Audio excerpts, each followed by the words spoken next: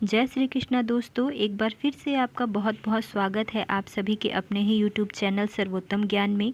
कार्तिक मास का शास्त्रों में विशेष महत्व बताया गया है। इस महीने में जो व्यक्ति भगवान विष्णु और माता लक्ष्मी की उपासना करते हैं उसकी सारी इच्छाएं पूर्ण होती है। साथ ही कार्तिक मास में कार्तिक महात्म्य व्रत कथा का पाठ जरूर करना चाहिए। तो आज के वीडियो में हम श्री कार्तिक महात्म्य व्रत कथा का पहला अध्याय सुनेंगे, तो आप भी जरूर श्रवण करें दोस्तों। श्री सूत जी बोले, जब देवर्षि नारद श्री कृष्णचंद्र जी से मंत्रणा करके चले गए तब हर्ष से गदगद होकर सत्यभामा ने अपने पति श्री कृष्णचंद्र जी से कहा, हे स्वामी, मैं धन्य हूँ, मेरा सफल जीवन धन्य है, मैं अपने को कृतकृत्य समझती हूँ। मेरे जन्मदाता वे माता पिता भी धन्य हैं, क्योंकि उन्होंने निसंदेह त्रिलोक्य सुंदरी मुझ सत्यभामा को जन्म दिया है। इस सुंदरता का ही प्रभाव है कि आपकी 16,000 स्त्रियों के रहते हुए भी मैं आपको विशेष प्रिय हूँ। केवल इसी के लिए मैंने कल्प वृक्ष के साथ आदि पुरुष आपको विधि पूर्वक संकल्प कर नारद के लिए उस समय समर्पित कर दिया था, जब संसार के लोग कल्प वृक्ष का नाम तक नहीं जानते थे। वही कल्प वृक्ष उस समय से मेरे आंगन में लगा हुआ है। हे मधुसूदन, तीनों लोक के स्वामी भगवान लक्ष्मीपति की मैं अतिशय प्रीतमा हूँ, इसलिए मैं आपसे कुछ पूछने की इच्छा करती हूँ। यदि आप चाहते हैं तो मेरे प्रश्न का उत्तर विस्तार पूर्वक मुझसे कहिए, जिसे सुनकर मैं अपना कल्याण करूं, जिससे कल्प पर्यंत भी मेरा एवं आपका वियोग कदापि न हो। श्री सूत जी ने कहा। इस प्रकार अपनी प्रियतमा सत्यभामा की बातें सुनकर श्री कृष्ण जी मंद मंद मुस्कुराने लगे। सत्यभामा का हाथ अपने हाथ में लेकर हास परिहास के साथ कल्प वृक्ष के नीचे पहुँचे और उस स्थान से सब सेवकों को हटा दिया। सत्यभामा की ओर देखकर हंसे, साथ ही पूछे कि क्या वह उपाय सुनोगी।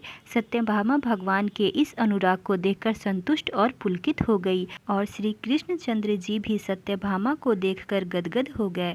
श्री भगवान ने कहा कि हे देवी, वास्तव में इन 16,000 स्त्रियों के रहते हुए भी तुम मुझे प्राण के तुल्य प्यारी हो। तुम्हारे लिए देवताओं के साथ इंद्र से भी लड़ गया था। हे प्यारी, जो तुम पूछना चाहती हो तो वह बड़ी ही अद्भुत बात है। तुम्हें मैं जो किसी भी न देने वाली वस्तु को भी दे देता हूँ, न करने वाला काम भी करता हूँ, छिपाने वाली बात भी कह देता हूँ, तो फिर मुझसे पूछने की आवश्यकता ही क्या थी। तुम्हारे मन में जो प्रश्न है पूछो, मैं कहूँगा। सत्यभामा ने कहा, हे नाथ, मैंने पूर्व जन्म में कौन सा दान, व्रत अथवा तपस्या की थी जिसके प्रभाव से मैं संसार में पैदा होकर भी संसार की बाधाओं से मुक्त हूँ और आपकी अर्धांगिनी हूँ। सर्वदा गरुड़ पर सवारी करती हूँ। आपके साथ इंद्रादिक देवताओं के यहाँ आपके जाने पर आपके साथ मैं भी जाती हूँ।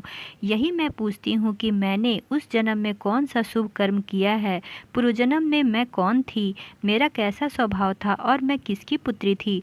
श्री कृष्णचंद्र जी ने कहा, हे प्रिय, तुम सावधान होकर सुनो, मैं तुम्हारे पूर्व जन्म की कथा कहता हूँ। उस जन्म में तुमने जिस पवित्र व्रत को किया था सो बतलाता हूँ। जब सतयुग का अंत हो रहा था उस समय मायापुरी में एक अतिगोत्र वाला देवशर्मा नामक ब्राह्मण निवास करता था। वह समस्त वेदों तथा वेदांगों में पारंगत, अतिथि पूजक, अग्निहोत्री तथा सूर्य नारायण का व्रत करता था। उसको वृद्धावस्था में गुणवती नाम की एक कन्या उत्पन्न हुई। देव शर्मा को उस पुत्री के अतिरिक्त कोई संतान नहीं थी।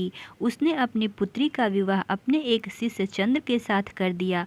पुत्रविहीन देव शर्मा अपने शिष्य चंद्र को अपने पुत्र के समान मानते थे और चंद्र भी देव शर्मा को अपने पिता समझता था। एक दिन चंद्र और देव शर्मा दोनों कुश और समिधा लाने के लिए वन में गए और इधर उधर घूमते घूमते हिमालय के समीप एक उपवन में पहुंच गए। तब उन्होंने एक विकराल राक्षस को अपनी ओर आते देखा। उसे देखकर ये दोनों भय से व्याकुल हो गए और भागने में असमर्थ हो गए। यम स्वरूप उस राक्षस ने उन दोनों को मार डाला। हमारे गणों ने उस क्षेत्र के प्रभाव और उन दोनों के धार्मिक स्वभाव के कारण उन दोनों को वैकुंठ धाम में पहुंचाया। जीवन भर उन दोनों ने जो सूर्यदेव की आराधना की थी उसी से मैं उन पर बहुत प्रसन्न था।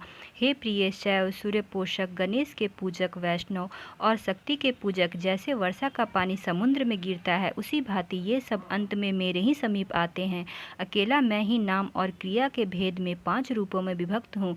जैसे किसी का नाम देवदत्त है, वही देवदत्त किसी का बाप है, किसी का पुत्र है, किसी का भाई है और किसी का भतीजा है, लेकिन वास्तव में यह देवदत्त एक ही है। अस्तु सूर्य के समान तेजस्वी वे दोनों मेरे बैकुंठ में आकर रहने लगे।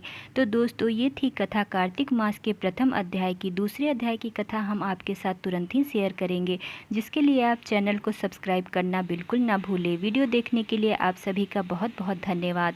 मिलते हैं आपसे एक नई वीडियो के साथ, तब तक के लिए जय श्री कृष्णा।